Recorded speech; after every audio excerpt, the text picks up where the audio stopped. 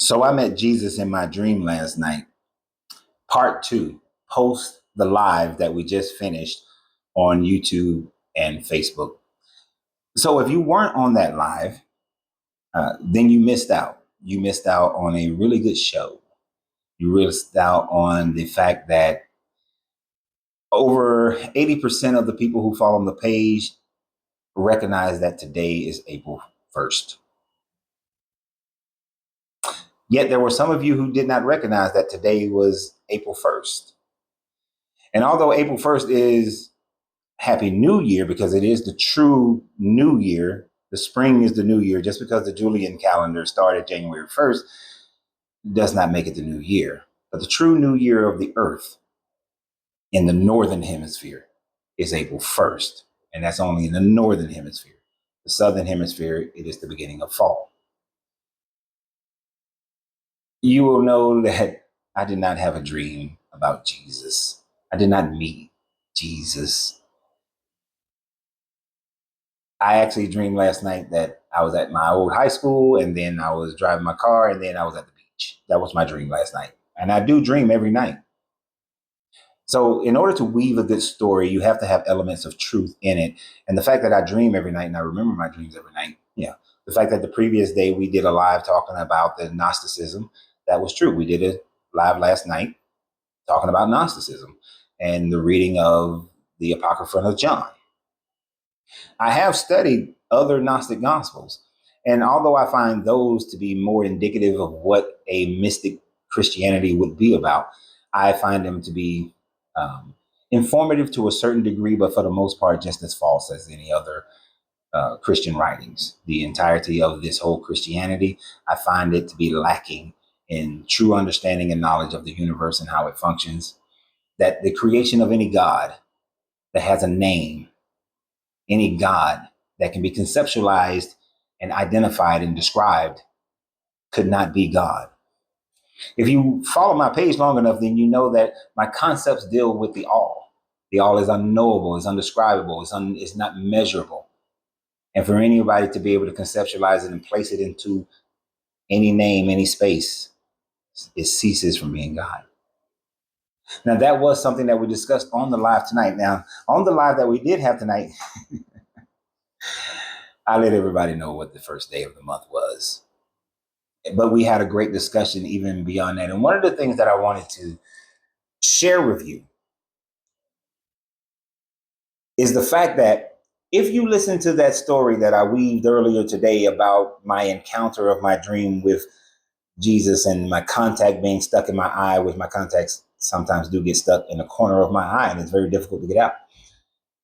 If you listen to that story and it created an emotional connection with you, this is the methodology that religions use in order to keep you humbled to it, to keep you chained to it, connected to it.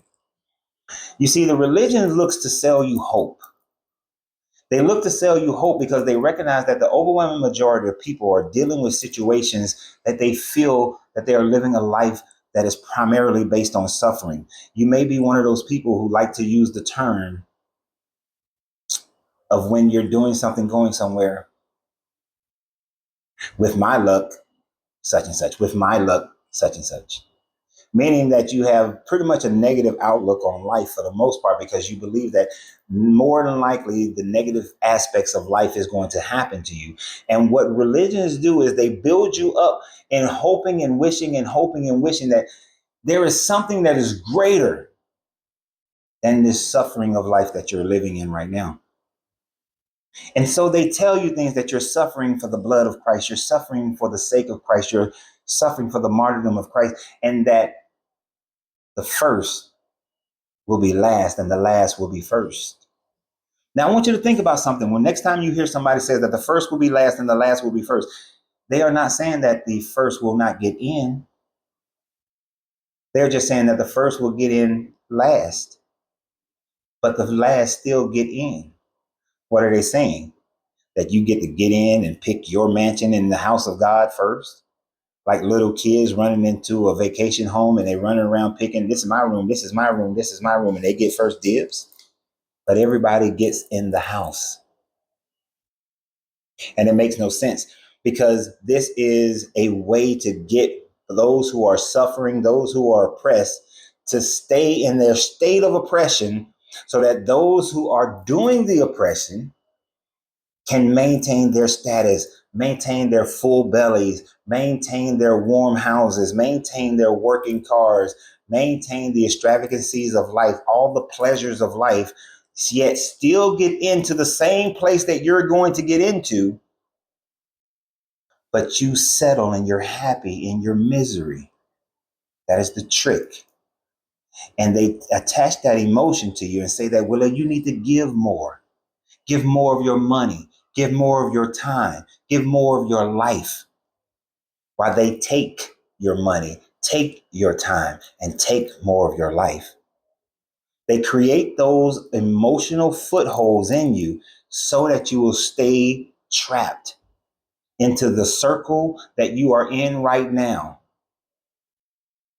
Whether it is the obvious caste systems in India or the not so obvious caste system in Western countries, it is still yet just a spiritual caste system that they have placed you in. And they tell you these stories. God came to me and spoke to me to speak into your life.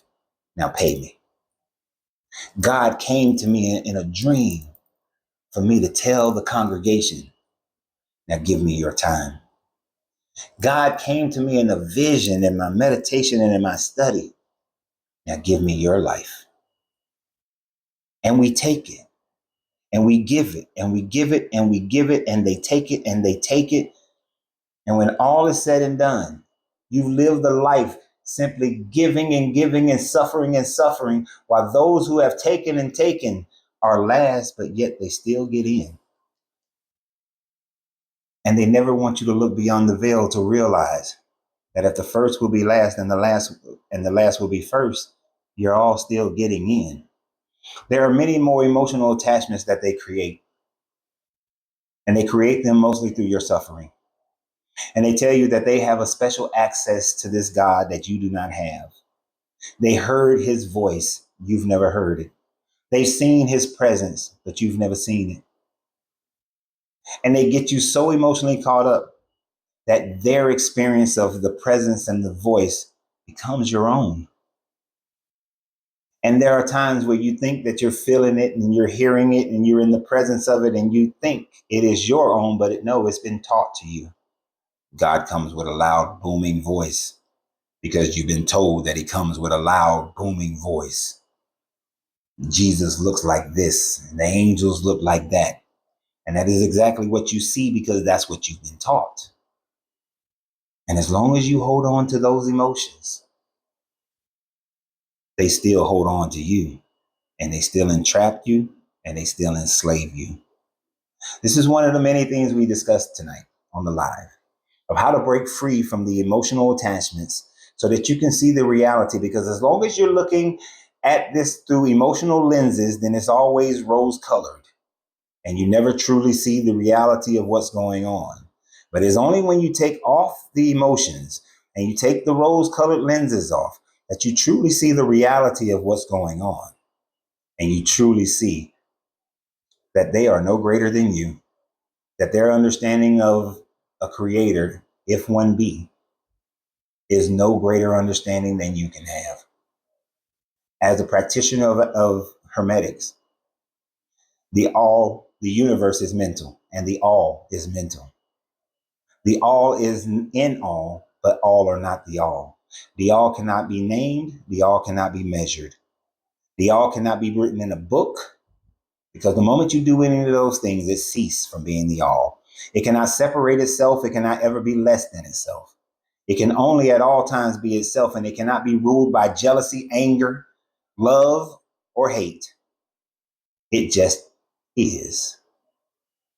And if you truly want to live a life that is commensurate towards that, then you learn to develop who you are and grow who you are and become the greatest version of yourself without inhibiting someone else from doing the same. There are those who will request for me to coach them on these attributes. You can go to masteringyou, the number 10 at gmail.com, and I will gladly take you as a client.